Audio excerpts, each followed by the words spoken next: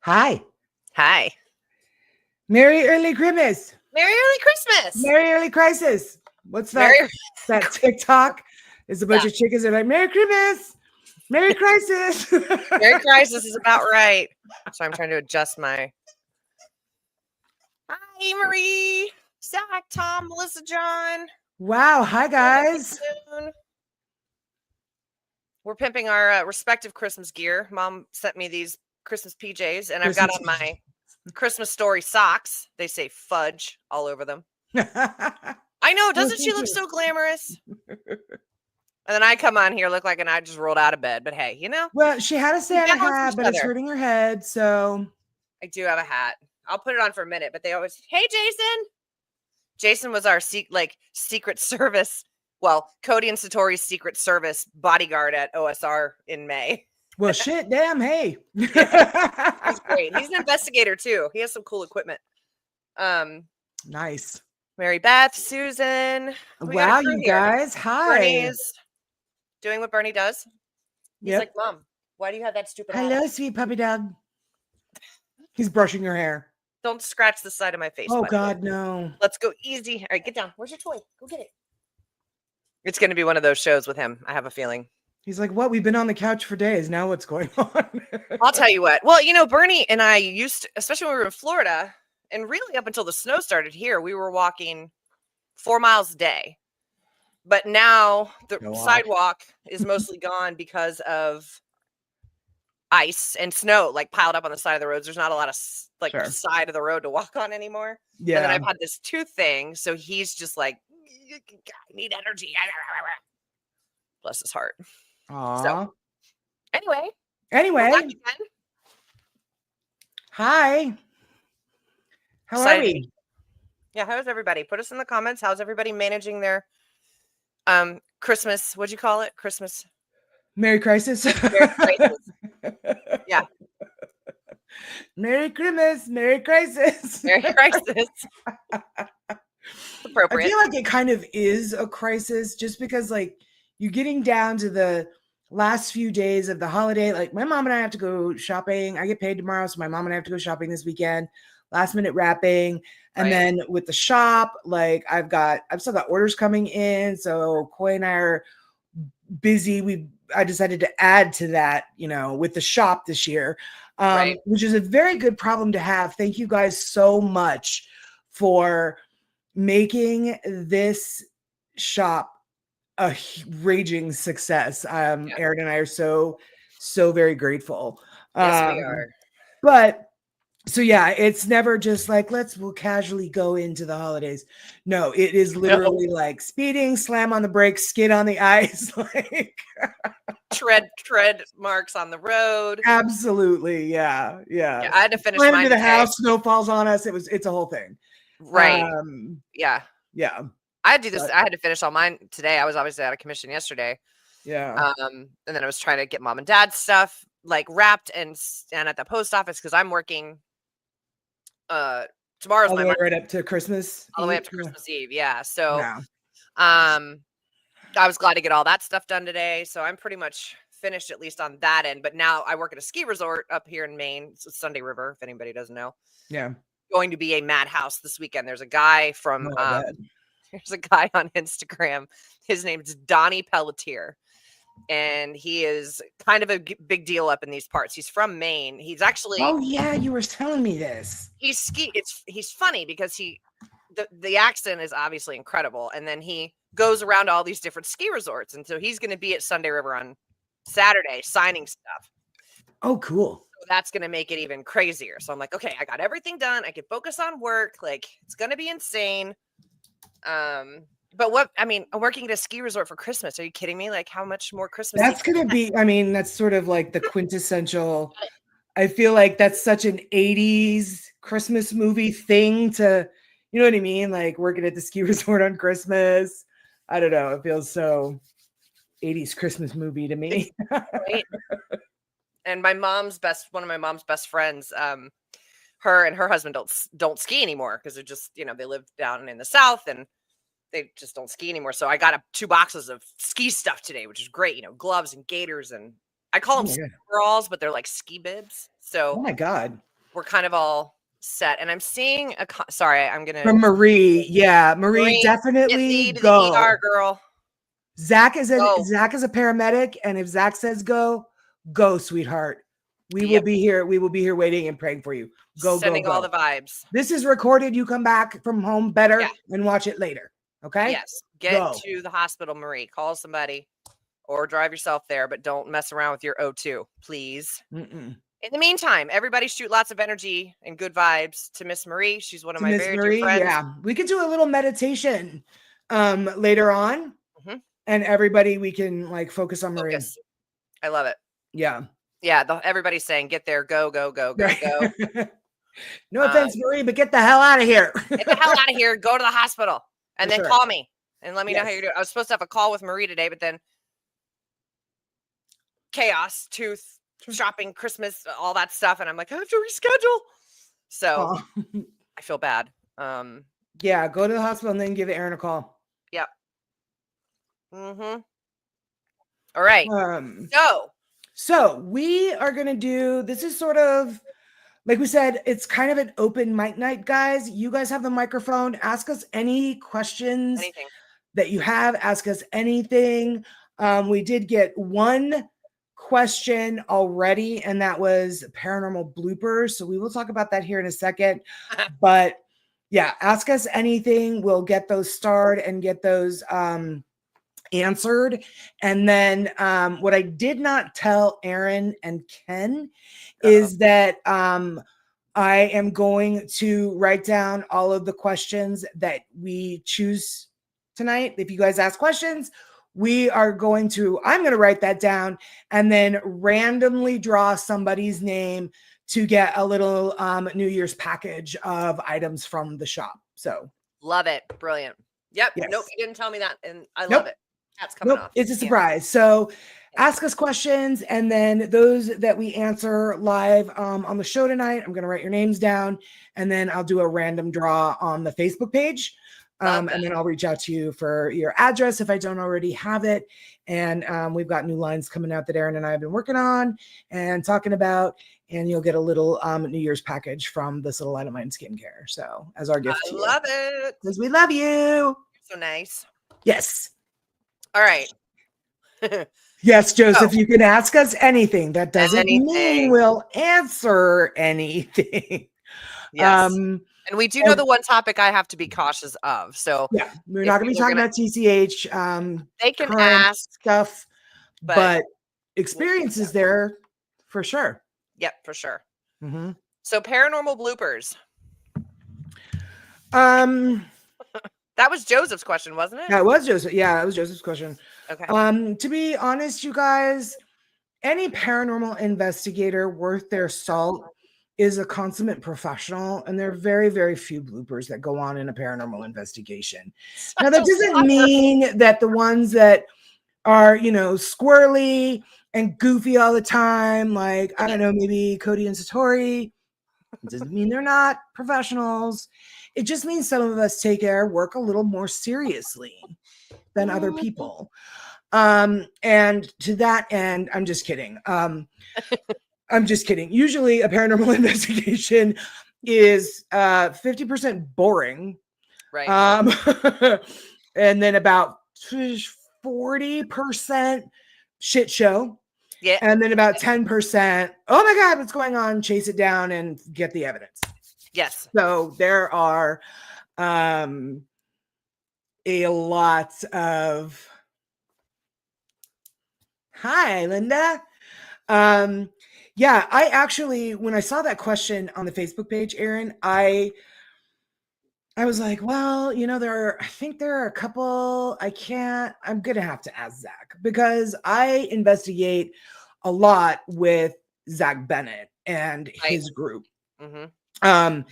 And so I was like, I can't really think of anything. Like, man, was it a mistake to ask Zach? Zach was like, what about this time? What about that time? What about this time? What about that time? It was a huge list. And I was like, scrolling. Oh my God. It's still scrolling in your message. 1,000%. 1,000%. So do you have any paranormal investigation bloopers that you have I mean, experienced on like your little handful of investigations? well, I mean, it wasn't a blooper because what happened was absolutely intentional, but I think it's funny enough too. So I was at this was recent. We were at the GRCC up here in Maine. Right. And I went with the Heinzens. They asked me to investigate with them. It's a place they've been going to for years. Now, anybody who knows Corey knows that, I mean, he's big and burly and but he's funny. He's really funny. So I kind of was expecting there would be some sort of like initiation kind of thing, but Jen's like, oh no, he won't, he doesn't want to like permanently scare you. Like, it's totally fine. Like, he won't do that, whatever. So and it's a gymnasium that we're in, and there's like a running track above it, and it's wood. And here in spirits walk all over the place. This place is bananas, by the way. But Jen and I were down on the basketball floor, kind of trying to figure out where this tapping had been coming from. It kept happening over and over again. And then Corey and some of the other guys were upstairs on the track. And it's obviously there's no lights on. And all of a sudden, huge bang. And I felt my soul leave my body for like 10 seconds. He had found this like big, plastic tote like you get at Target or Home Depot to store shit, and just like chucked it over the railing. Oh my God. He did it twice. Did you fall for it? Literally almost peed my pants. So not really a blooper, but like once I got over it initially and my soul came back, we got a pretty good laugh about it. And Jen's like, you weren't going to do that. You weren't going to do that. And I'm like, I kind of expected it. And like, are you really did. I remember before you left, you were like, I feel like he's going to do I know something. It's coming. Yeah. But he nailed it because I had no idea it was coming. Clearly, I couldn't see anything. I don't know where the hell he found that thing, but first it was the tote, and then it was like a 5-gallon like Home Depot bucket. So my soul left my body twice. He got a good laugh. I almost cried and peed my pants like a 5-year-old. And then we all had a good laugh later. But that's the best one I got. Yeah. Okay. Mary Beth did just say she doesn't have a question, but can she ask for a request? Would anyone please send a message out to the ether for me? Just tell Bomber I love him and I'm going to miss him. Sure. Okay. We can all. Mary Beth, is that your cat? Is that your love? Is that my love? Oh no. I hope it's not. I hope it's not too. I think we would have heard that if that were the case. Yeah. Also, my mom loves your Christmas tree, Erin. Oh, thank you, Miss Nancy. It's from Walmart. I love Walmart. It's well, I didn't bring the one from Florida because I didn't have room in the car for it. Oh wow. So it's just a little. That's so cute. It's just a little guy.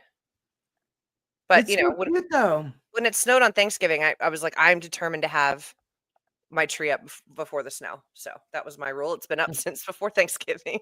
That's good. That's good. Oh, it was a friend of hers who just passed. Oh, that's right. She did tell me she lost a friend. I'm so sorry. Yes, we absolutely will. We absolutely will. You got it. We do have one question. We do? Wait, I didn't tell my bloopers, and Zach is gonna. Oh, I'm sorry. Yeah, give me your bloopers. Well, I don't trust Zach. They're already plotting in the chat. Yeah, tell us some bloopers. Let me look through some. Okay, so Zach, thanks for that. I wasn't going to tell the bat story, but now I am. Okay, so one of them, we have a bunch, guys. It could be a whole show, but one of them was, I don't know how many of you have ever been to Trans-Allegheny. They have an auditorium area in Trans-Allegheny, and for a while you couldn't go into the auditorium because the floor wasn't structurally sound. So the night that Chris and Audra and I went and did a public investigation of Trans-Allegheny, that's when we met Zach and Donna, Connie, and all of them. Right. If you've never been on a private or a public investigation at Trans-Allegheny, they have 40 people and they split you up into 4 groups of 10. And you have your own tour guide, and then your group all has a floor for 2 hours, and then they rotate. So it's very well organized. And it's such a huge place that you really don't ever run into each other on the same floor or hear from other groups on other floors. But we were on I can't remember what floor. I think it's the second or third floor the auditorium is on. But they have this space where it's kind of above the auditorium floor, where Right. it's got 2 doors. You can go in one door and then you can come out another door. So we were kind of doing an investigation, and Donna and Connie were walking down the hallway, and I had gone in the door to just see what was in there and you can take a look at the auditorium. And so I came out, and we were all kind of being quiet and listening. And I came out the other door, and Donna wasn't expecting to see me. No. And she jumped back and pulled her fist, like she almost punched me because she was so startled. She had seen me go in the one door, but she just expected me to come out the same door. And I was going to, but then I was like, oh, here's another door out. So I almost got decked in the face. That's great. So that was one of them. And then we loved Trans-Allegheny so much that we booked a private overnight of it about a year later. And so we had the entire place to ourselves. It's like 132,000 square feet. Just the sheer fun of being able to run around that place with no one else there. There's really nothing like it. You're like, so, come on. I know, exactly, amok, literally. So they had just opened up the lobotomy area and the sub-basement. There we go. Yep, second floor across from the nurses' quarters. Yes. Thank you, George. Yep, thank you, George. I was hoping he was watching because I knew he'd know. He'd know right. So they had just reopened like the lobotomy area and the sub-basement. And we were some of the first guests that were able to go down there and like tour it. So they were giving us a tour of the sub-basement area. And of course, all of these places, they have critters that live in them, right? They've got bats. Like that's just commonplace. They're going to be bats in these locations. Yep. And so this one of the tour guides who was there, her name was Rhiannon, and she is actually, if you're curious to see who Rhiannon is, she's a very cute girl, and she was interviewed on Destination Fears episode of Trans-Allegheny. So very cute girl. She's giving us a tour, and Zach is trying to like be all Rico Suave, and he's being like charming and funny and all of this, and we're going in and everybody's like, bats, and we're like trying to duck the bats. And so we're coming back out, and Zach, you're gonna have to remind me of the little like cute little flirty line you gave her. Right as he does this, a bat hits him in the face and sticks to his face like an octopus. Yes. I just want to give you a hug. And absolutely ruined any sort of like chance he might have had, because it was the funniest thing ever. He was trying to be so flirty, and like it, even to this day, I'm like, let me tell you the story about the time that a bat suction cupped itself to Zach's face when he was trying to be cool in front of a hot girl. Oh my God. Oh, I have a bat. I thought of a random bat paranormal thing. Ooh, tell us. We went to, I can't remember the line. Just the bat. Jay. Oh, here we go. Let me start with this one. She said, bats are cute unless they grab you at 2 a.m. when you didn't know there was one in your apartment. We were in, that would terrify me. Oh, Zach got to third base of the flying rodent. I mean, the line worked, just on the wrong living. Sorry, thing. Zach. Oh God. So I was at the first Savannah Paracon, and I went down there with to work with Andrea and Roger, and we were going to, I think it was the Davenport Museum in Savannah. Is that when you met Cindy Kaza? Yes. Okay, this involves Cindy Kaza, in fact. So okay. They had the group split up. So they had a couple of celebrities going to the Davenport house, and they had a couple of the celebrities going to other places. And sure, like Andrea had a group, Cindy Kaza had a group.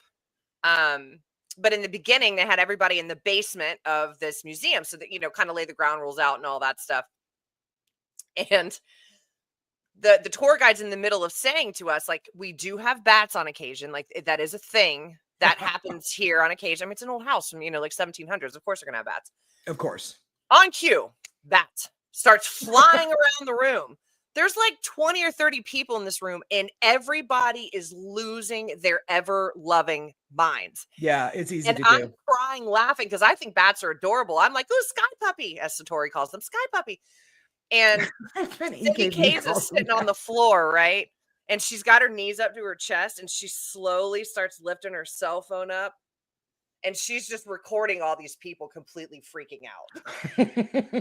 People screaming, batting at their heads, running out the door. We're like, y'all, it's just a little bat. It's not I'll tell you what, like, I do that too, because that is a fear of mine, is that I will have what happened to Zach. A bat will hit me in the face. It's not like he hit Zach in the face and then started biting him, and now Zach is a vampire, or anything crazy. But that's a fear. Like, I don't want. So I will. I don't actually scream. I just sort of like a burst of noise comes out of me. But I'll duck. I'll hit the floor. I'll do all of that. Just because. Well, it's like Jason Hawes has a massive fear of bats. Like, almost can't function if there's a bat in the space. See, and George is saying I'll take a bat over spiders any day. Same. What's crazy is I have such a huge bug phobia that unfortunately I gave it to my son. And my mom is constantly, if there's a bug in here, my mom is the one that has to kill him. She's like, "What are you guys going to do when I die?" And I'm like, "Burn the house down, collect the insurance, and move." Basically, because Coy and I aren't going to do that. But spiders, I don't have a thing with spiders. Hey, Sandy. Don't like spiders. No, no spiders. We used to try to catch bats when we were kids. Hate spiders and snakes. Snakes, I don't actually have a lot of interaction with snakes. I just don't like being surprised by snakes. They don't bother me unless I'm like not expecting it, and then it's more like you said, like than anything else. Yeah.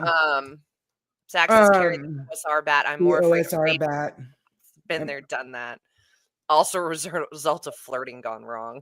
Seriously, Zach has got some flirting bloopers. If anybody's interested in knowing those stories, there was a bat at OSR. It was the tiniest little bat, maybe this big.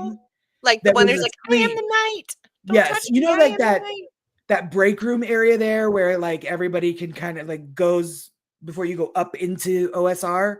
Mm-hmm. It was this, that, and then you walk in that door from the outside, where we always hung out. It was right by that door. This little tiny bat just hanging there, just asleep. It was the cutest little thing. It almost looked fake. It was so still. By the end of the night, I'm like, "Are we sure it's not dead?" Because it would never move. Can I just take him home? He's really cute. Yes. I would have given him to my friend EKB because she has a record label. Her record label is Funky Bat Records. So. Hi, Mom. Hi. So I know that Zach is waiting for me to tell this blooper about myself. And I'm doing it because, listen, it happened. It was embarrassing. Worse than the flirting with a chick and a bat hitting your face. We were investigating St. Albans Sanatorium. And there were about 10 of us. And I believe this was the first time, I think, that I had met some of the rest of Zach's team. Right. And we had, it was just me. So Chris and Audra didn't go. Laura couldn't make it. It was just me. And then Donna, Connie, and then like Zach and some other folks.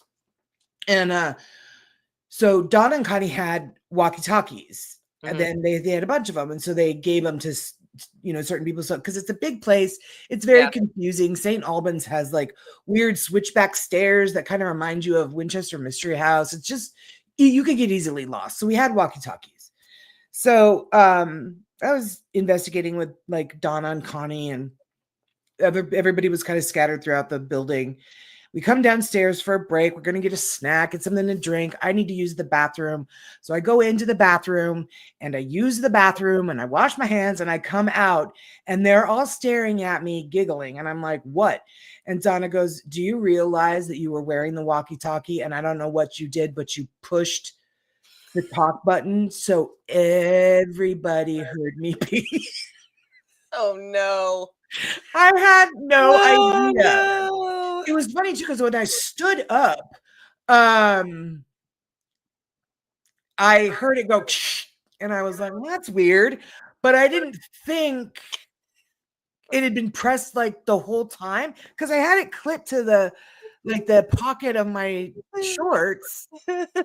Oops. Yeah, so everybody heard me pee, and I was like, look how much more bonded we are now. I was like, nah, it could have been way worse, it could have been way worse.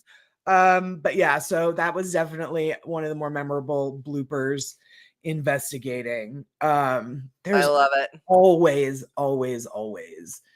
something crazy that happens 9 times out of 10. And I don't know if you guys have never been on a paranormal investigation.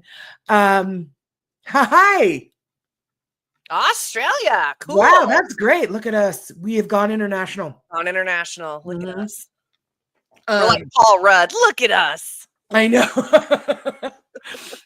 If you've never been on a paranormal investigation, a lot of times it is kind of boring. You're walking around, you're sitting there in the dead quiet, you're trying to so these mishaps, bloopers, whatever, they really do they make it fun and they, good stories for later. I mean, they're good stories for later.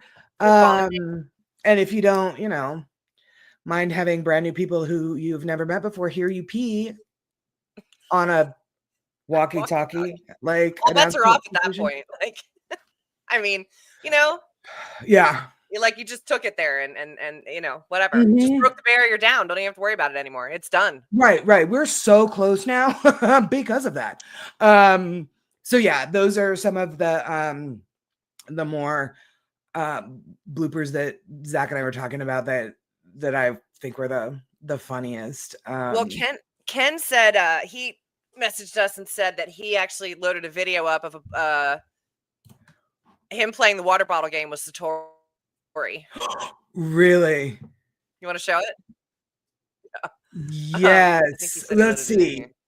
There it is. All right. It's like 2 minutes and 39 seconds long. I figure we'll do this because it's blooper funny related before we go into questions. And just a reminder for anybody who's kind of hopping on later, ask us anything, throw it in the comments. This is kind of like a open mic night. We give you the floor. Ask us whatever you want. The only thing we will not answer or talk about is the current chaos, past, present chaos going on at the Conjuring House. But other than that, fair game. Fair game. The farm experiences is all that. But yeah, I haven't seen this yet, so let's see how this goes. I love this game. Ken is back, so he's gonna have to suffer through this too. All right, hang on. Here we go. Okay, let's see. It's like way above Satori's head. Ken, I broke it. Ken, did you say Ken? I broke it. I don't know what I did. It won't play when I hit show. It was playing on our.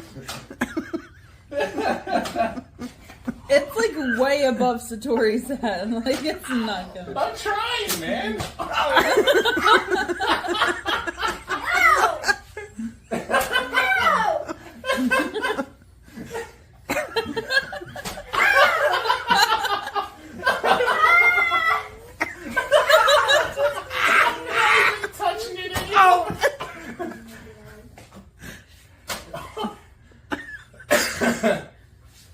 We walk toward each other. Yeah. Okay. Where are you? Yeah, you there we go. Yeah. I'm by you. Okay. All right.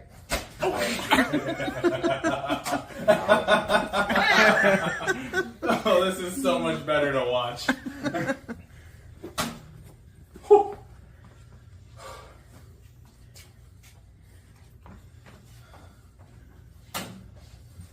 you gotta help me out so I'm not just clocking whoever's standing next to me in the side of the head.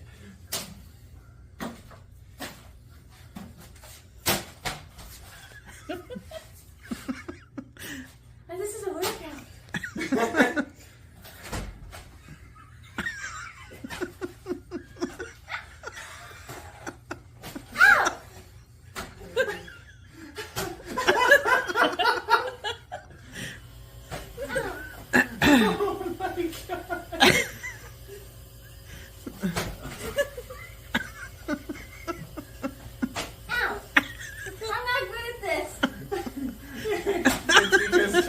Keeps getting hit.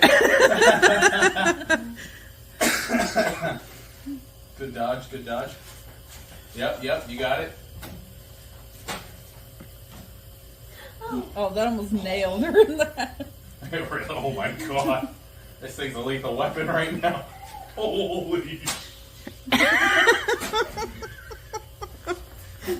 Less than a lethal weapon. Oh, that hurts like a bitch. Oh! That hurts.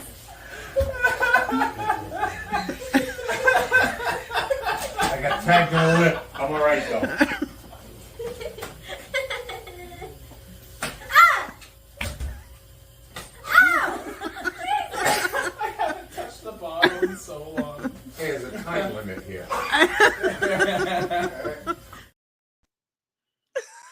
I can't even. I cannot even. That was in the Beth, rise is there up. an actual goal? The goal is to not get hit by it. And to make your friends laugh a lot. And And that is absolutely happening. I love that Satori's in a onesie.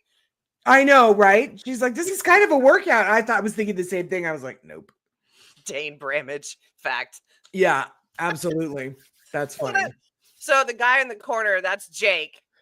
This was Oh, at the okay. Rise Up Christmas party, and it's funny to watch Cody walk in, and you kind of see him like, oh, like PTSD flashback from his. Oh my God, he got clobbered in that other one. Oh God, He got that's so clobbered. good. Yeah. Thanks for funny. that, Ken. Yeah, that was The funny. much needed laugh. Yeah, I thought, yeah, Satori's little ows. Ow, Mhm. ow. Melissa, I just woke the cat laughing so hard. Here, let me throw some of these up.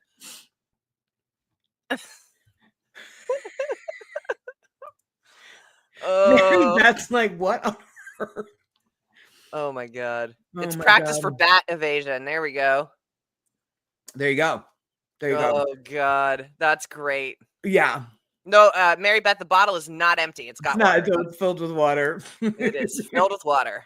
Yep.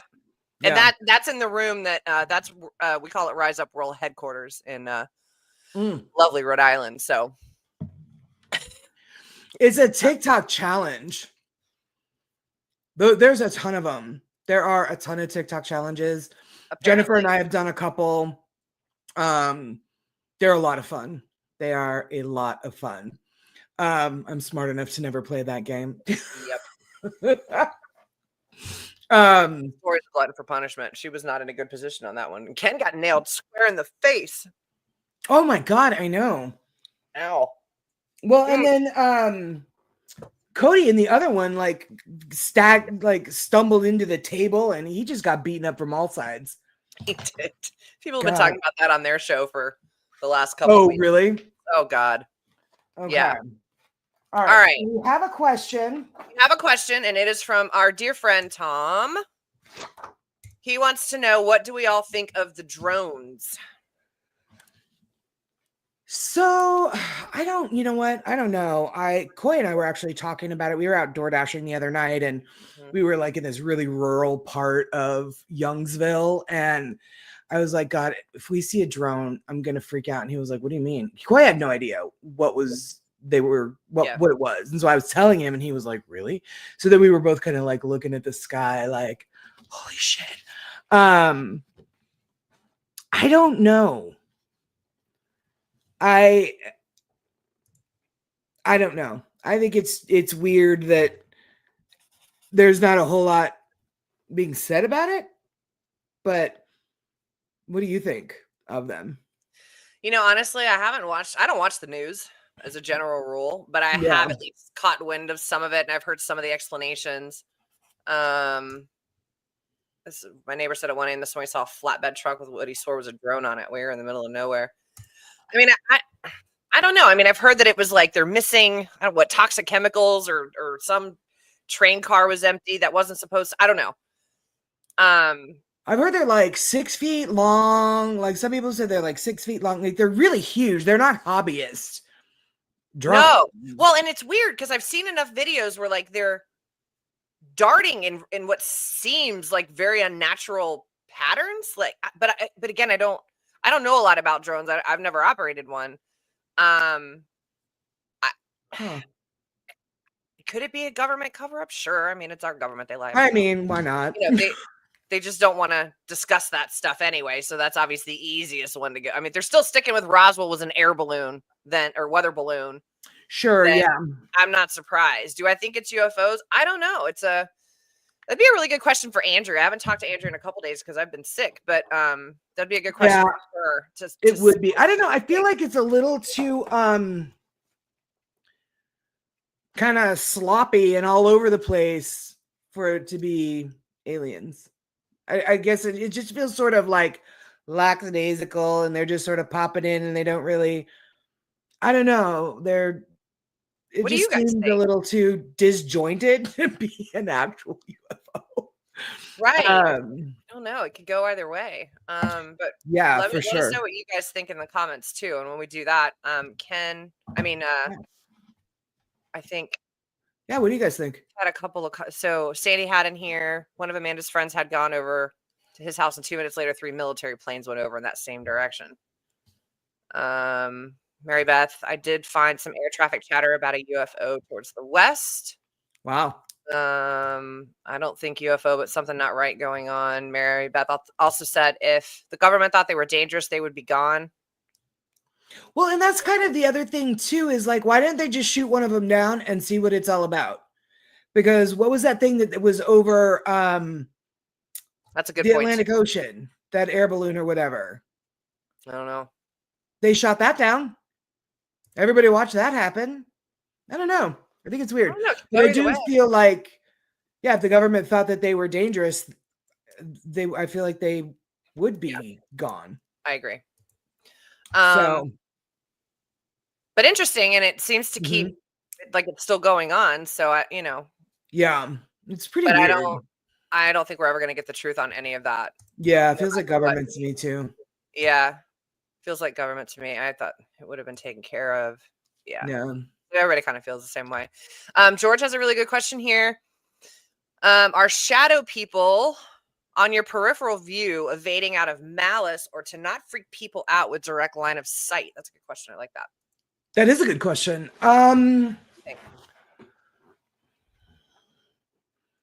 I think maybe a little both.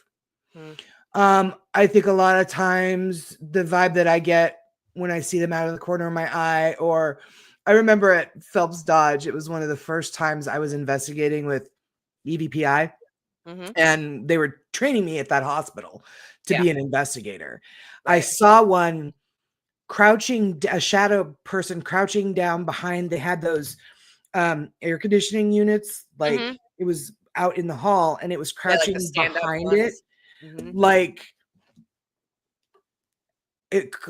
I'll just crouch here, they won't be able to see me, but you could see the perfect form of a human crouching part of it.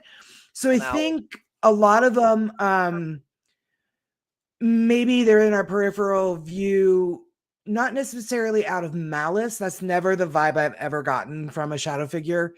Just don't trust us. Yeah. Don't just don't trust us. Yeah. But maybe also not to freak people out. Yeah, I kind of agree with Mary Beth here. I've also wondered if because that could be possible too. I've seen a couple. I've also wondered, because I think we all understand, or at least have some kind of inkling of the amount of energy it takes to manifest physically. Yeah. Maybe that's all they can come up as. Yeah. I mean, the first time I saw one, but it was like a white. It was the one I saw at the farm. It was like it was white. It was it was a body. It was a full, but it was residual. So I don't know. I think it could go either way. It's probably like anything else. It probably depends on the spirit. Yeah. Too. Maybe it's doesn't have enough energy to manifest fully. Maybe it's because they're trying to not be seen. Right. Maybe they're just trying not to be seen. We all only see black and white in our peripheral vision. I didn't know that. Huh. I think I think seeing full body apparitions are very rare. I have met. I've only seen the one. Yes, I've only seen the one too. It was a trans Allegheny. And it's enough to like really make you question your sanity. Like, am I actually looking at this person who's looking at me? And is this person real? Even though I can see the filing cabinet through her. Right. You know, they're rare. And so I like as many paranormal investigators as I've met and had the privilege of working with or being on one of their shows, that they've maybe only seen one, maybe two in their long careers of doing this. They're rare. So maybe that is all that they can manifest or choose to manifest, or that's good. I like provocative questions like that. Well, and George says, I asked because at Curse City, one shadow crawled directly into a room we were all sitting in and stood up. Everyone saw, and several people began to hyperventilate. So yeah, I think again, it's probably in the intention of the spirit. That felt very intentional. Yeah, just reading that, I was like, that seems pretty intentional. What a dick. Joe says, I think I may need a new pair of pants seeing that. Right. Well, let's hope you're not on a walkie-talkie when that happens, Joe. No kidding, right? Here's a question. Why does it take so much energy for a spirit to manifest itself? The best way I can kind of, if you've ever seen the TV show Ghosts. Oh God. Yes. BBC version, because it's my favorite. It's mine too. I love Ghosts. The British version. The British version by far. But they do a really good job. They had to have either worked with investigators or sensitives or some, parapsychologists. I don't know. Yeah. But each one has a specific function. Like one can mess with electronics. One can, if you walk through them, they smell bad. Like, and then Julian, who was an MP who died having sex with politician who never has pants on, right? Julian's is he can move stuff. And there's a scene in like the first, or I think it's the first episode. He's trying really hard to move. And he's like, and then he pushes this, like if this is the vase, well, you can't really see it, but if this is the vase, it moves like that, like a half an inch. Yeah. Because again, they're not it's very much like Patrick Swayze's Ghost. Yeah. Where you have to just, I think you're right. I think it requires effort on their part. I mean, they are energy, but they have to learn how to use that energy in our world, right? Right. Like they're like pure energy, but they probably need to learn how to manipulate that here. So I guess that makes sense that, I think you're right. Interesting. I think, they're not in a physical matter form, like nothing is right. Yeah. Just being able to, move something or turn on a light or make it flicker or whatever. Well, they are pure energy. Yeah. Great energy to move something. Yep. Yeah. Yep. It's probably something that that's a really good question. I like that. That is a really good question. I like that one. Sandy, what was your favorite moment from this past year? Oh, man. What a lovely question. That is a really good question. That is a lovely question. I'm cueing the Jeopardy theme in my head currently, so I can. I know, me too. There's been a lot of. It's been a very challenging year. Hi, babes. It's been a very challenging year, but there have been a lot of lovely moments from it. Yeah. So many that, and I like this question because it's forcing us to think back on the good times of the year. Yeah. For me, certainly, starting the shop, opening the shop. It took a year to plan, to learn how to just make skincare products, formulate my own recipes to where they were really good. I studied the chemistry of bubbles, right? To be able to really know what I'm putting into my products and how they're going to work for you guys, and how to make, really make them what they are that you guys are really responding to. Yeah. So it's been such a labor of love. And so being able to finally throw open the doors and start selling them has been a very, very big treat. Gettysburg, of course, is always a good time. I love that Paracon. I'm very excited to go back next year. And then I would say seeing my friends again, as far as like Chris and Audra. I got to see Tony and Cherie this year. I got to meet John Zaffis.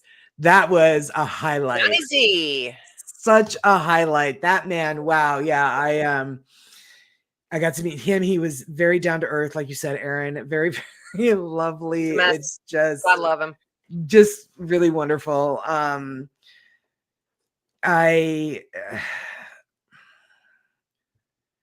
And then just kind of everything, like as always with my family, Koi's doing well. My mom is happy and healthy. Got to see Jennifer a couple of times this year, and she bought a house, and I got to see beautiful things happening in her life that were very much deserved, because she lost her mother last year, and it's been very difficult for her. So I got to see things that made her smile in ways that she hadn't in a while. So I would say there's been a number of really lovely favorite things that I've had. What about you? I know you've had quite a it's been a year of change. It's been a year. But I think for me, the first thing that pops into my head was not too long before I moved up here. They had sort of a mini Rise Up vacation to St. Augustine. So it was Ken and Julie and Cody and Satori and Dawn. And I'd never had all of them down in St. Augustine at once. And so just to be around the people that I just adore, and to get to be in St. Augustine, it kind of gave me my last sort of hurrah of St. Augustine, because we went on a boat to go look at dolphins. We walked around downtown. I kind of got to see my little city by the sea for the last time through their eyes. And plus just the amount of laughter. That's always a good time. The laughter for me is what's been so important. I think also just the amount of love I've been shown in making this big transition in my life by the Heinzens and, my family and all of my friends, the DaCostas, Michelle. I've been shown so much love in this incredibly weird transition period in my life that I can't really nail down one specific, but that trip sticks out in my brain. Yeah. And this is going to sound weird too. I got to go to Miss Carolyn's celebration of life back in June. They kept it quiet for obvious reasons, because you can't have, the whole paranormal field showing up to Miss Carolyn's. But to get to one of the most famous mothers in the paranormal. Right. Yeah. But to get to be a part of that and get to experience other people that loved her and all the memories they shared. And they had one of Chris's best friends made this huge slideshow. And it was just pictures of her life, all of her favorite songs, to just really have a proper send off. For whatever reason, that was very not only special, but intimate, I think, something to be a part of. Yeah. So I was honored to get to do that. And seeing my first big snow on Thanksgiving, that was snow on Thanksgiving. I don't even know what that means. We had 9 inches of snow here. So right. Yeah. To a Floridian, that's really something. Yeah. So it was, there's been a lot of different things, and I would definitely, it's been a challenging year. Yeah. For sure. But I still maintain the good outweighs the bad for me. Yes. Right. But that's a perspective I've chosen to make. It's a choice I made. Right. Yes. Yeah. We are dealing with a hot debate, I'm noticing in chat. Have you noticed this? Okay. I have a little bit about spirit life. Yeah. So Ken put out the question. A new theory states that the lifespan of a spirit is 100 years. All right. And then no. My thoughts are no.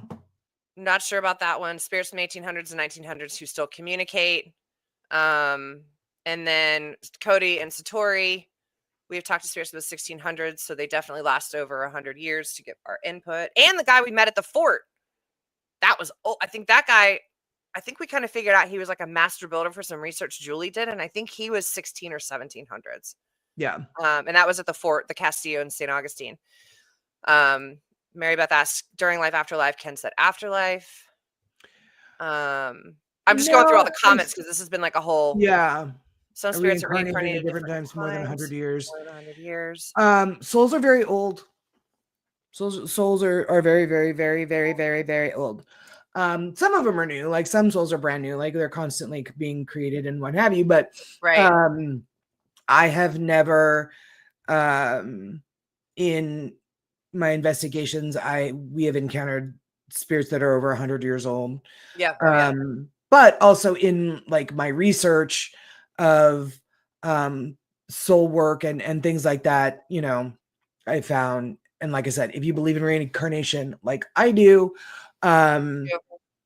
souls are very, they're very old, and they can either you know, they can choose when they reincarnate. They can be up there and, you know, hanging out or whatever for hundreds or thousands of years if they want to, come back down at whatever.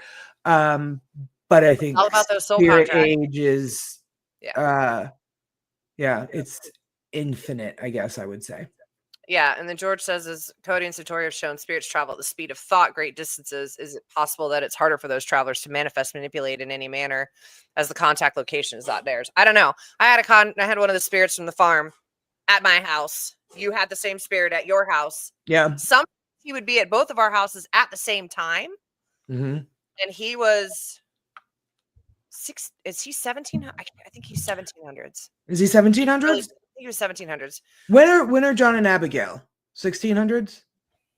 I think they might be 1800s, late 1700s. I don't know if Satori's in here. She know. I just can't remember. I haven't read the tour script in so long, but I think they're more like late 17 or early 1800s. I'm thinking Noah is earlier than that, but they would be in both of our houses at the same time. Yeah. And, I mean, I remember one day we were up there, you and I were on the phone because you were picking up a lot of stuff, and we saw one move from one end of the house in the window to another window like that. Oh, right. Yeah. Right. So I do think I think a lot of TV kind of tends to get it right. Like in that, like you said, move from one window to another window in an instant, because again, they're just pure energy. They don't have to like slog through walking up the stairs, down the stairs, over to the, you know. Right.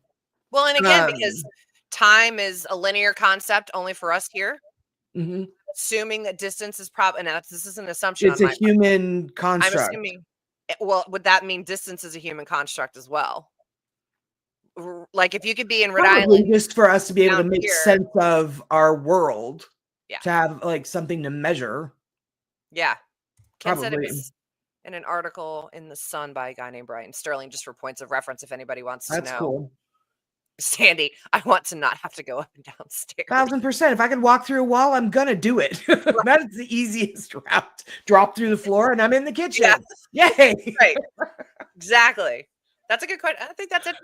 It's a good perspective. But I think love that idea for sure. Why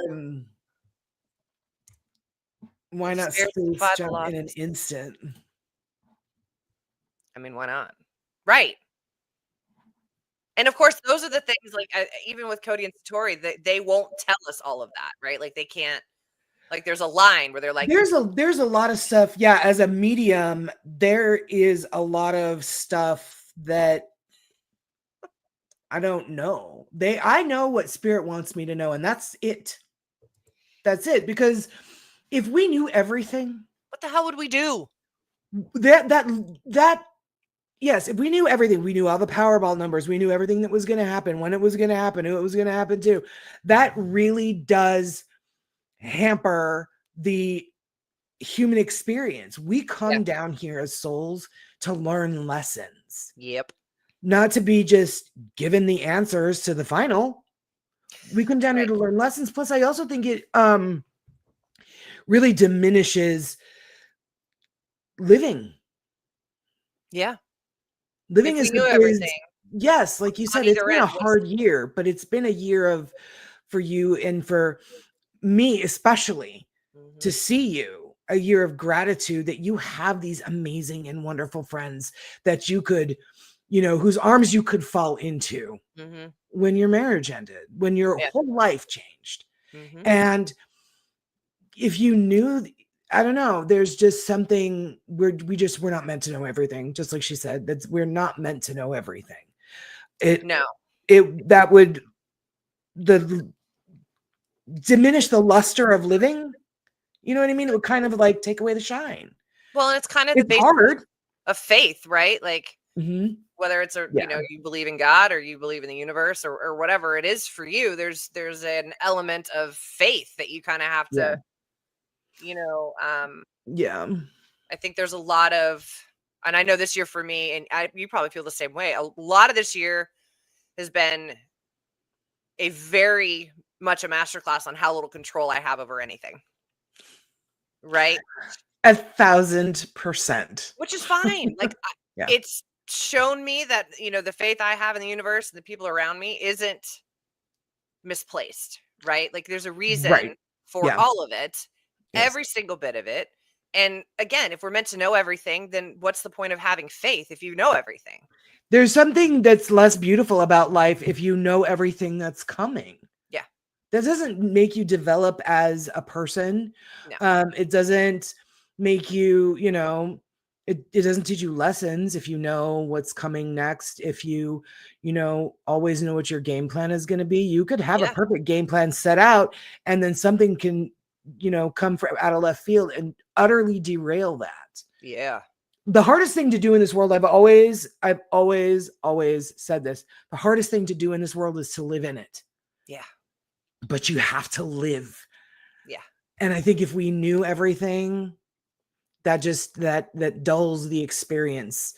It doesn't make it better. And certainly they're not going to tell us. Like I said, I only know things, and most mediums and most psychics will tell you the same thing. The ones that are true and the ones that are real. I don't know everything, and I only get what spirit wants me to know. Yeah. That's it, and that's all. Your besties entered the building. My girl, having new Jennifer. experiences are what makes them who they are. Yeah. Yes, exactly. That's exactly right. Exactly. Ladies and gentlemen, this is Jennifer DeSimon. She is my best friend of 40 years. We've been friends since we were 8 years old. And this girl is, you hear me talk about Jennifer a lot on the show.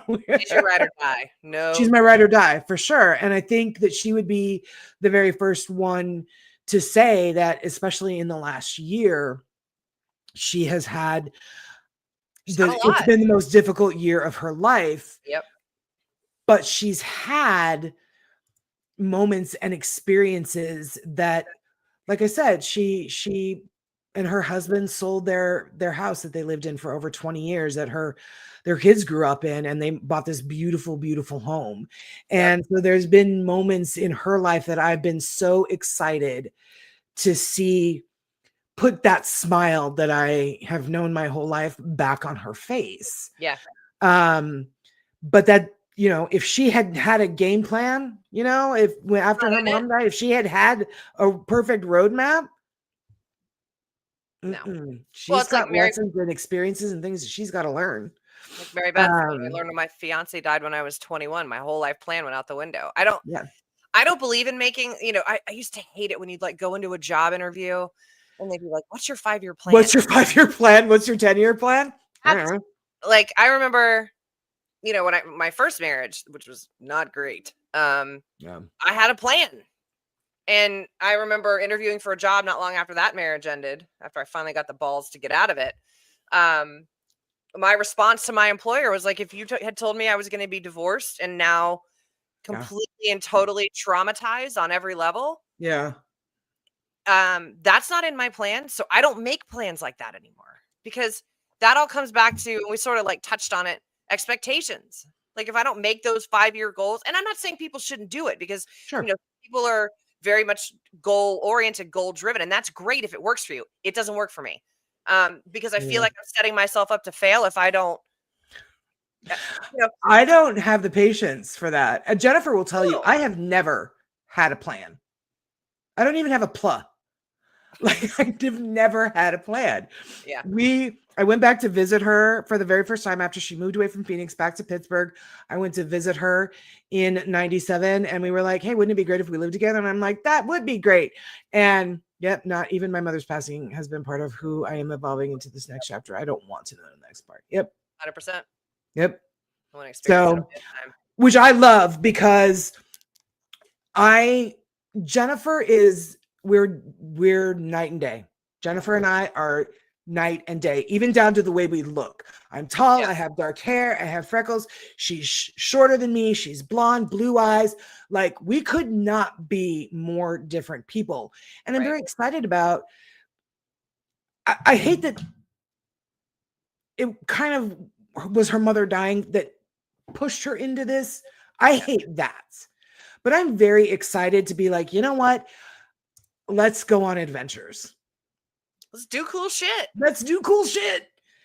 Let's be spontaneous, because I've never, ever had a plan. Jennifer has always been very responsible. She's always had a plan. She's always had a, she got married and they had a child, and she and he had adopted her son, Jared. And, it was just always very structured. Her life was always very structured.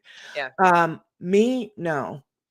Either anymore. Literally fucking flying all over the place, start 900 different projects, not finish any of them. Quite frankly, I think she and I are both surprised I have stuck with the shop as long as I have, because I very much fly by the seat of my pants. Like, Laura would call me up and be like, hey, I found tickets to London for $250 round trip. Want to go? Yeah, let's do it.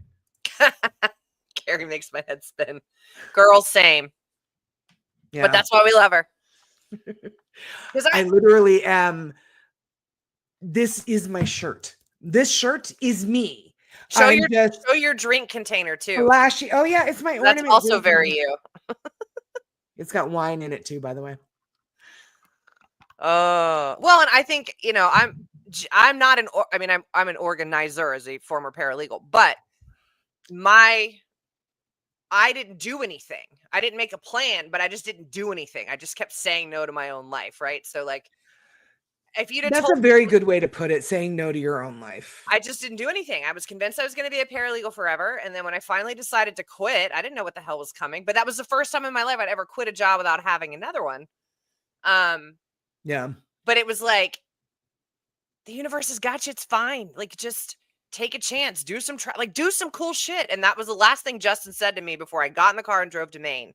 He's like, keep going and doing cool shit. Yeah. And it's like, that is so important. I think a lot of it, it's like, I want to be more like you, Carrie. So in that aspect, it's like, well, sure, this is what we're doing this week or today or whatever. Like, and what I found is it's more fun that way. Like, I just didn't know what I was missing. You know what I mean? It is a lot more fun, but I get into a lot of trouble. Like, we could trade hobbies. We quit doing 1,000%. I'd get good at them, and then I'd be like, all right, well, that's that on that. So now I have like, I don't know, $1,000 worth of canvases and paints because I'm no longer a painter. But yeah, Jennifer's right. I make her head spin because I'm constantly, let's go here, let's go there, let's do this, let's do that. Let's forget the fact that I not normally don't have the financial means to be going here and there. Yeah. But yeah, I will. I'm going to take that girl by the hand and just be like, come on, this is the new thing. This is what we're doing today.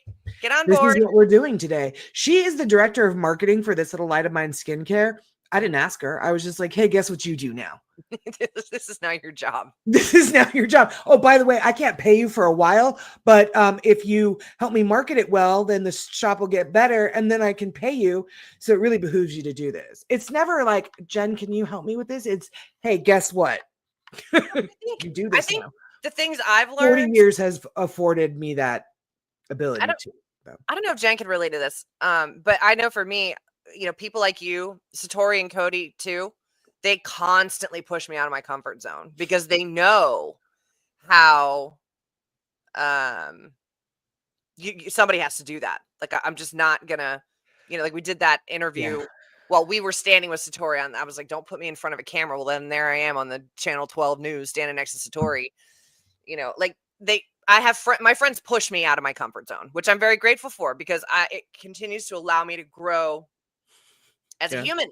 right? And learn that me hiding all the time and just sitting in my house all the time is not living. Like, Yeah. now I'm still in here a lot, one, because it's cold, but then I have all this other cool shit that I do on the computer and with my friends, and like all of these people that have come into my life over the last 3 years have been so good for me because I have to be brave sometimes, and they push me there, and I think Yeah.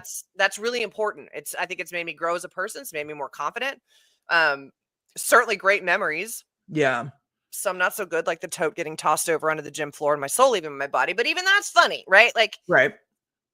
You investigate. can look back on that now and laugh. Yes, for sure. But we need my point is we need friends like you to push us out of that comfort zone, if that makes sense. Yes. You know And what I I mean? love that I'd love to see Jennifer doing things that she hasn't done in a very long time. Mhm. Her husband, Mike, was afraid to fly for a very long time. Yeah. And the very first time he flew was her and Mike and their daughter Emma flew to Phoenix for Coy's high school graduation. Nice. And that was all it took for Mike. And it Mhm. was also Emma's first time, but she wasn't really as afraid to fly as Mike was. But Yeah. that was all it took for Mike. Once he did it, then they started going, and then they were going to Nashville, and they were going to Florida, and they were going to Aruba, and they were going, and I was just so Opens thrilled your to whole world. see, yes, this whole world open up for her. Yep. Where she could go to places that she didn't need to drive to. Yeah. You know what I mean? Yeah. Flying was good for me. And she was going with him, and they were both doing these things together. Yeah. Was just a real joy to see. Well, and I think I know, like, doing these shows is a big one for me because I remember when I first got into the spiritual side of things during COVID. I was part of this women's group, which I've talked about before, and one of the first things we had to do was make an intro video. I was absolutely scared out of my mind, and it was like 30 seconds, and so I look back Mine from would be that, an hour long. like, yeah, I was like almost 2 years having to do this intro video, putting myself in a video, and now like hopping on podcasts, and like, if you give yourself permission to grow, you're always going to grow. And even if you don't necessarily give your permission, but you're like, you know what, fuck it, I'm going to put on my big girl pants and let's just see what happens next. Then, I think 2025 is going to be for all of us. And I'm reading like the things in the chat. I think for all of us, it's going to be a significant year of growth. Yeah. A significant year of growth. And I include Ken and George in that as well, because their show is on Sundays is so good. It's always so engaging. Yep. They really have a fantastic guest, including myself. Kidding, sort of. See, I'm very vain. Intro, so hey, But I made the intro, guys. I was so honored. But I've also noticed that with their shifting and kind of tiptoeing into the true crime, they're growing. Yeah. You know what I mean? Like just changing that tiny little thing or adding that little piece, they're growing. So I think that in 2025, their Sunday night shows are going to be so fantastic. I see a lot of amazing and wonderful things for you. Cause like you said, you don't want to miss out on living your life. Same thing with me and with Jennifer. And yes, Mary Beth, all of these amazing folks that are in this chat that are asking us these questions, that we're all having a dialogue. Yep. There have been so many times, Erin, that you and I have seen questions or comments in this chat or on the Facebook page that people have really resonated with some of the topics we discuss. Yeah, I mean, we've covered manifesting, we've covered meditating, we've covered gratitude. We've covered gratitude. Yeah, we've covered mediumship. We've been doing this since August. Energy work. Energy I work. can't even list them all. We've covered crystals. We've covered a lot. Yes, EVPI and Andrea's show. And I really feel, I don't know. And it's not like I'm saying I see this great stuff for you guys because of my medium. No, I don't. I just really genuinely feel like 2025 is going to be a year of like shifts.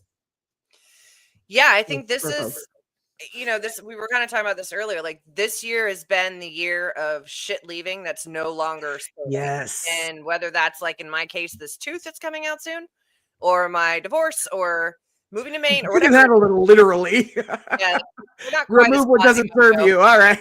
Oh God. You can't really Um, tell. Yeah, it's getting better. That's what antibiotics will do for you. But I think, and we talked about this last week. And it all kind of ties into gratitude, but it's like it's been a shit year, but it's also been an amazing year.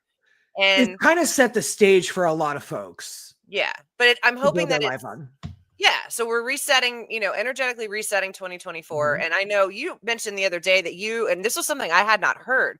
Will you tell everybody about the bay leaf thing you did? Oh yeah. Because it's simple Um, and it's so effective. simple.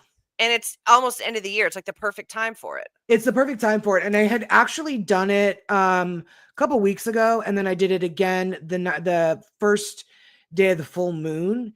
So basically, and I keep them here on my desk. Basically, you can just take bay leaves. I just went to the grocery store and I bought McCormick bay leaves. I bought some yesterday too. Yeah. Result of this. They smell really good. I really like them. But basically, you just take a bay leaf. Some of them are big, some of them are tiny. And you write on it whatever you want to manifest. Whatever you want to manifest. If you want to manifest, more focus to keep your house cleaner. Write it on the bay leaf. I use a Sharpie just because that's the easiest thing, like a marker type to write it on. And then you burn it. You burn the bay leaf. I have my little bowl here. Love it. And then I just burn it in the bowl, and then I dump the ashes into my hand, and then you take it outside and you blow the ashes into the direction of the wind, and you let the wind carry that manifestation filled with your intentions into the universe. And I mean, you can manifest anything you want. Just Literally write it down and fill it with your intention. And then burn it. It burns real quick, by the way, because they're dried bay leaves, so it burns real fast. I was like, oh shit. It's so little. It's so little. But it also like almost burned my acrylic nails. And I was like, well, I'm gonna need to get tweezers for this, apparently. Right. But yeah, and then just dump it in your hand and blow it into the direction of the wind and let the wind carry the ashes off. I love that. So I don't mind letting you guys know that the two that I did just the other day on the full moon was I have financial focus and greater responsibility. Love it. Yeah. Those are beautiful. The shop is doing very, very well, and I really need to get a better grip and a better plan with my money, because we're just going to be making more money in 2025, and I can't run the shop into the ground. So I really need to rein in and learn to be more financially responsible and a little bit diverse. I don't know, like, certain accounting practices and stuff like that. But, and then the other one was my health in 2025, that I'm really looking forward to healing some of the things that need to be healed. So those are the two things: my health and my finances for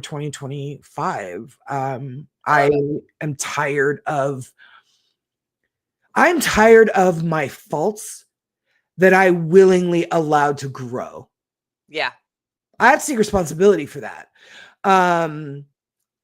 So I'm sick of those. And those are what I'm leaving in 2024. It was one of those reasons I posted that thing in the Facebook group.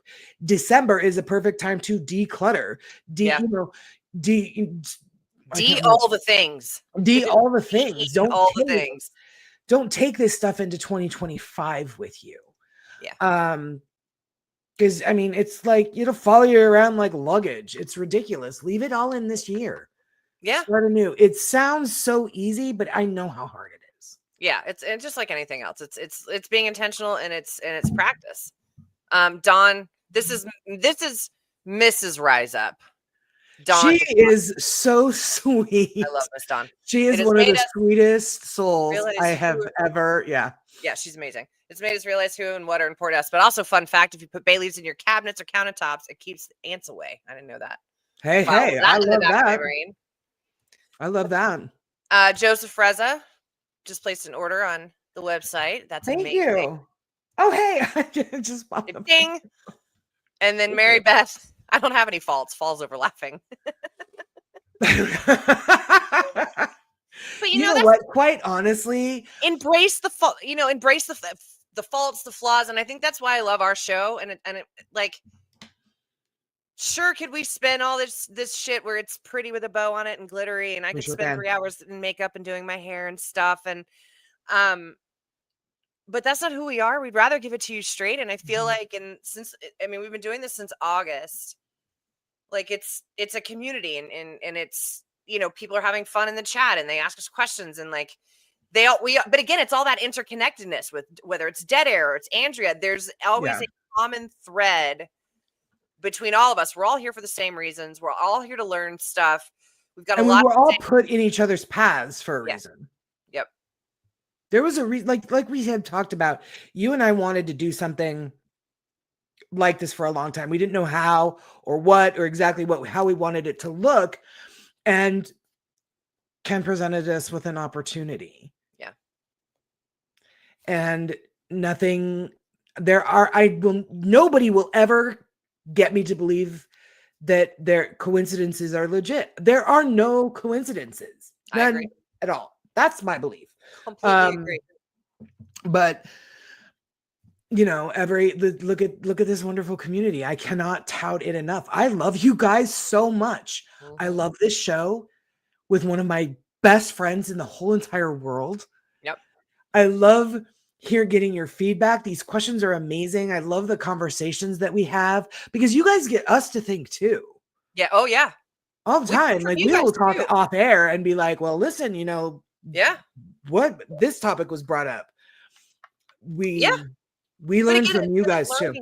We're all in a learning mindset. Every single one of us. Tom asked, and I know there's a question of George's that we will get to. We haven't gotten to yet. That startup there, Tom. But Tom asked, have we considered doing the show weekly? Well, we alternate with Cody and Satori. And then my other issue is I'm working at the ski resort, so I'm not always going to be home with enough time to get ready for the show. And Carrie is also crazy, a million miles a minute doing. History of the Hunting. We're doing seasons now. So we've ended this season, but we're coming back with a new season. So doing 2 shows every other week is just a little bit more manageable for now for me, because History of the Hunting is a weekly show.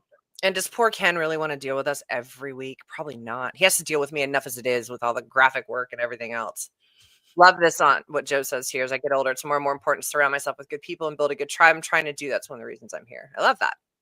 Well, now you are part of the Liz Little Light of Mine skincare tribe. So that's what we call adding extra tribes. Yeah, tribe. Right, let me get to this. Let's get to this last question because we're closing. It's 9:20, so we usually end around 9:30. This is interesting. I don't know if George is still in here or not, but if time isn't a factor on the other side, would anyone ever do anything but play with our past fur babies all at once, all the time? I would play with them all, and I'd also eat. Would anyone ever do anything? No, I wouldn't think so. No, probably not. I think it would be so amazing. I'd find out that my other ghosty friends who love dogs, we'd all play with our dogs together. That's what that would look like with tacos. And oh my God, with tacos. Yes. Right? Can we have a ghost taco truck? Why not? A ghost taco truck. Oh my God. Are there any artists watching? Could somebody draw a ghost taco truck? That's how you could kidnap me. Tori, can you draw me a ghost taco truck? Yes. But this is interesting though that George put this because Rick McCollum told me a story. You've probably heard this from him too. He said he had a dream, and in the dream he's running towards a light.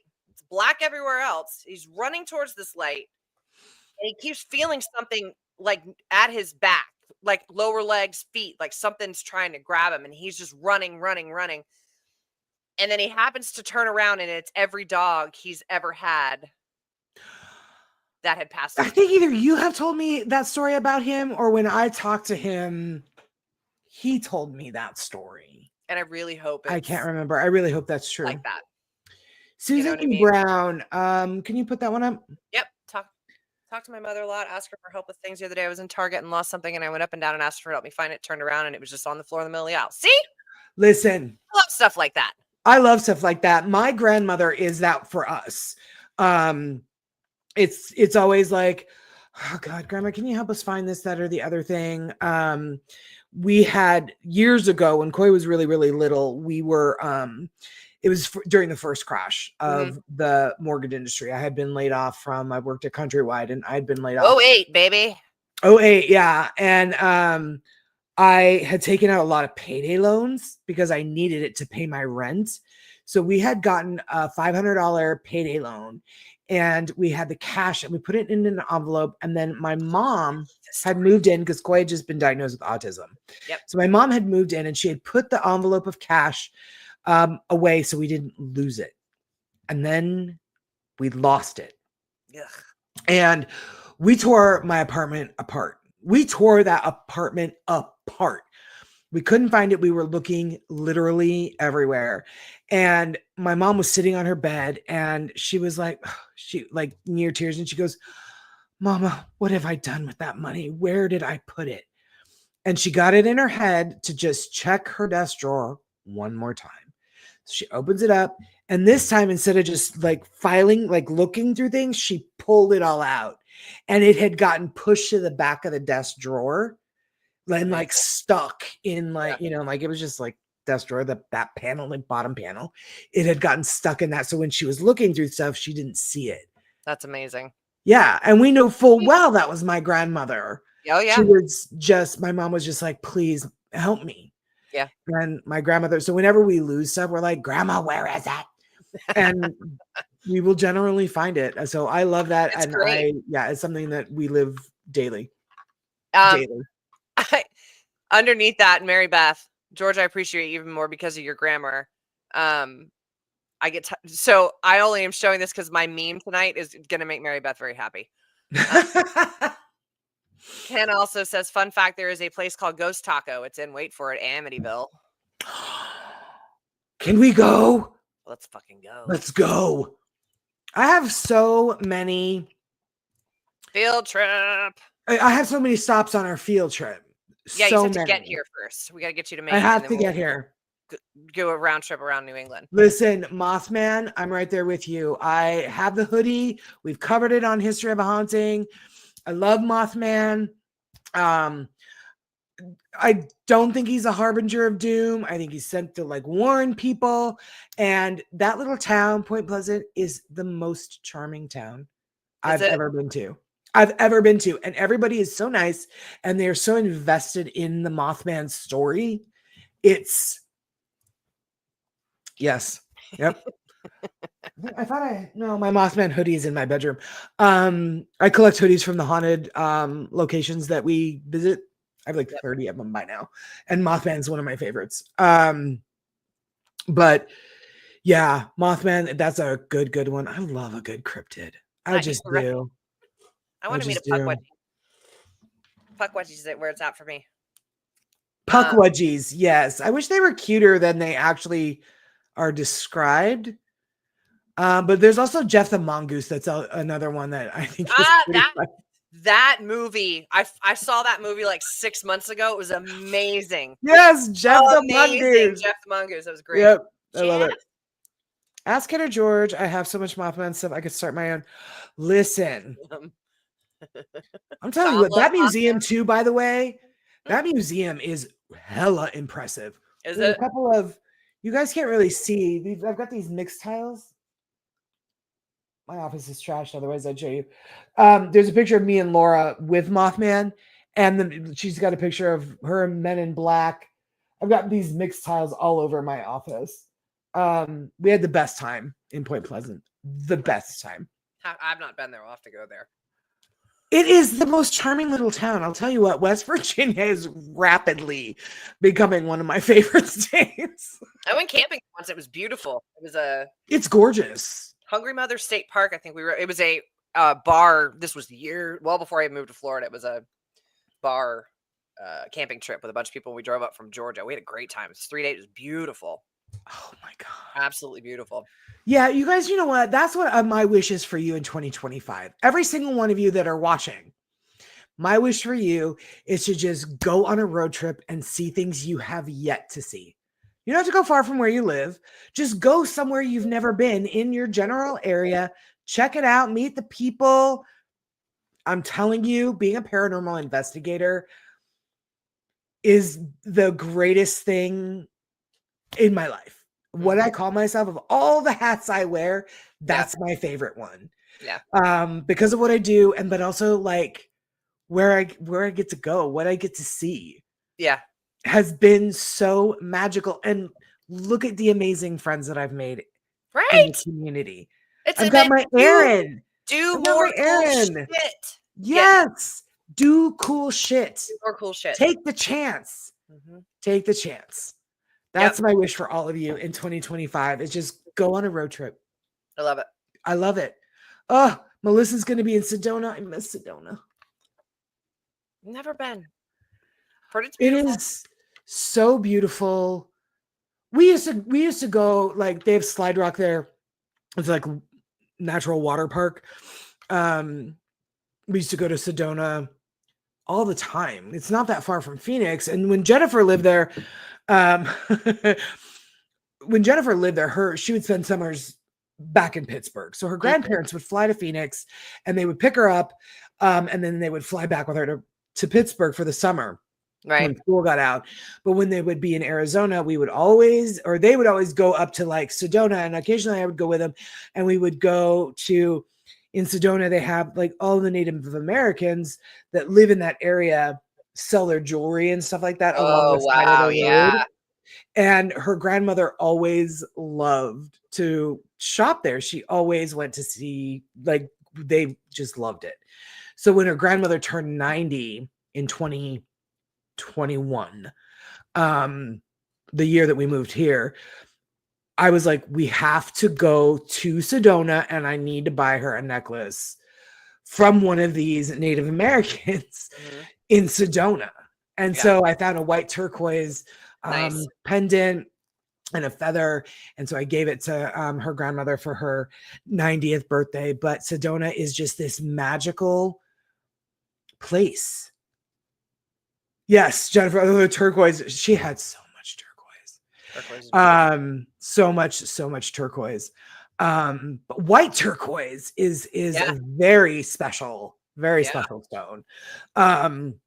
But I love it's so beautiful. I swear, if you guys get the opportunity to go out west, go to Arizona. Yeah, the Grand Canyon. I mean, I grew up in Arizona, like, you know, the Grand Canyon. If you saw it once, okay, well, it's a big canyon.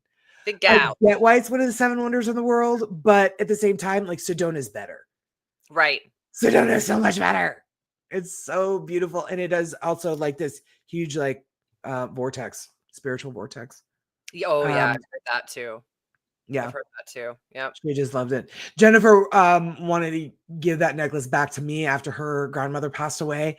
And I was like, no, you need to have that. Keep that. Yeah. That one. Yeah. Yeah. You need to keep that one. People are also saying, like Mary Beth's saying, she's been getting rid of things. My Good. mom did that a couple years ago, just clearing out stuff. Yeah. Joe says, when I die, I'm going to be there to watch people try to figure out what to do with my stuff. It's going to be a riot.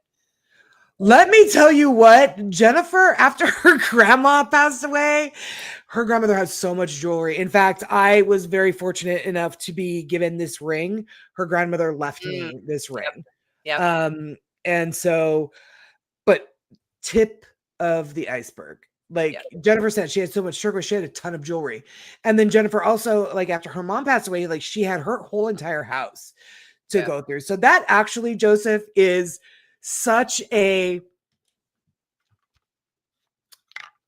devious thing to wish on people. That is so devious, right? to be like, I'm just gonna sit back and watch them figure that shit out. Then Jonathan, go do that shit.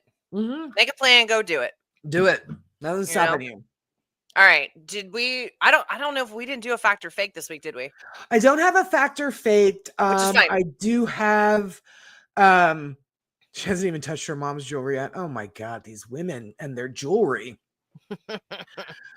I'll tell you what, though, I got a lot of really great pieces of Oh, I bet. from them. Yeah.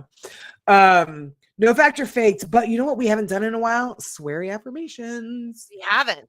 Do you want to do that, and then I'll show the? But let me just show this meme really quick, before I forget. Yeah. So I also want to send you guys off with homework for into the new year because this is the last. Well, that was Show for weird 20. until Yep. the new year. Oh, yeah, the new year. Yep. So this was Mary Beth will especially appreciate this, and this is obviously just how it worked out. You're getting a dictionary for Christmas. Like, what are the chances? Oh my god, I love that happen? one. I love that one so much. There's one of them that says it's the same thing, but it says, based on your Facebook post, that I'm going to ask Santa that you guys get a Bible and a dictionary for Christmas. Yes. I'd probably need both. Oh my god, my friend EKB, who is a DJ, we call this Erin Little EKB. Yeah, we have the and same the other initials, Erin, like, what are the Big chances? EKB. Mhm. Yeah, she's big EKB. I'm She's little EKB. big EKB. She lives in Snohomish, and I need to get out there to visit her. Never been out in the Pacific Northwest either. 1,000%. Like I want to go roller skating around in her, like on the hardwood floors of her big huge house, and we just You're gonna sing, I got a brand new pair of roller skates.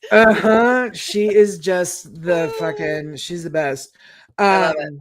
Okay, all right. So let's see. Sweary affirmations. Sweary affirmations. This is a sweary affirmation that I want all of us to take into 2025. It is. Hold on. Can you read it? Get up, show up, and show the world you're a fucking legend. Yahtzee. Okay. So I'm going to post this on the Facebook page, but this is our sweary affirmation. Let's embrace everything that happened this year. Let's honor it. Let's give it attention. And then let's do like the bay leaves. Let's burn it and let's just send it off into the wind because it's over and it's done with. And in 2025, we are, we're going to, I challenge all of us, Erin, to do something we have never done before in 2025. You've got the whole year to do something different. If you've never ridden a horse before, try riding a horse. If you've never roller skated before, try roller skating. If you've never, I don't know, we could be like Ross Geller on Friends, like something new you do that day. Never worn leather pants before? Try wearing leather pants.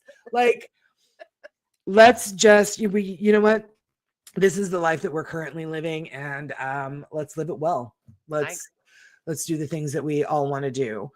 I love that. I love it. Yeah. So I'll post this on the Facebook group. It is, again, get up, show up, and show the world you're a fucking legend.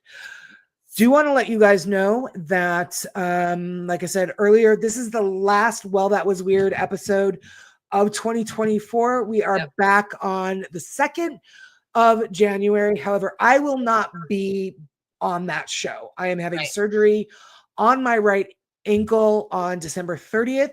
So I will be in the audience watching with you guys, hopped up on Percocet.